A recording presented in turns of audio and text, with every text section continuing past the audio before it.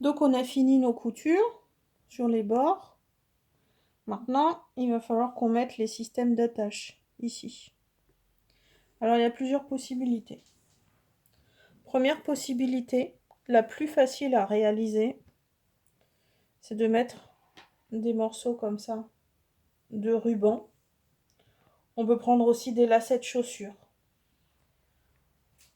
Donc les rubans, voilà, c'est ça. Sinon, j'ai trouvé aussi moi au niveau de mes affaires une petite ceinturette qui était décorative sur un pantalon. Donc on peut trouver tout un tas de rubans. Il faut que chaque ruban mesure 50 cm au minimum. C'est le plus facile à coudre parce qu'il n'y a pas besoin de mesurer quoi que ce soit. Par contre, c'est un petit peu embêtant pour l'accrocher. Parce qu'il faut accrocher d'abord en haut de sa tête et ensuite derrière son cou. Je ne sais pas si à la longue, sur toute la journée, ça tient.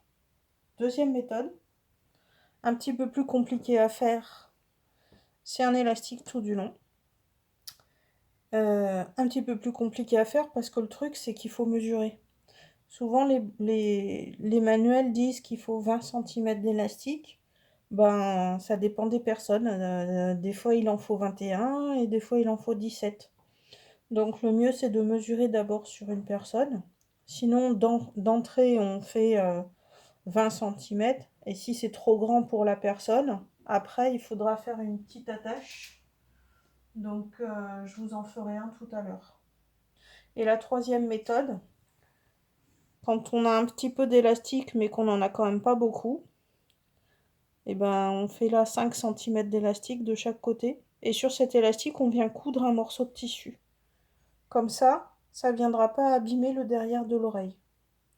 Au niveau de l'élastique, on a bien sûr l'élastique du commerce, mais tout le monde n'en a pas. Il y a d'autres astuces. Peut-être que vous avez une fille chez vous, elle met peut-être des élastiques dans ses cheveux. Et sinon, pour faire notre gabarit, on a utilisé des chemises à rabat élastique.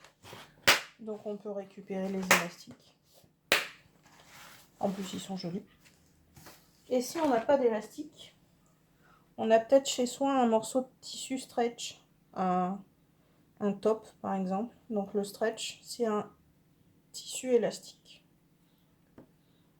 Il y a aussi d'autres plans, comme par exemple les bretelles d'un soutien-gorge, c'est de l'élastique. Ou alors certains tissus en lycra, donc là je m'excuse, mais les caleçons, les slips et tout ça, c'est des tissus élastiques. On peut prendre tout ça.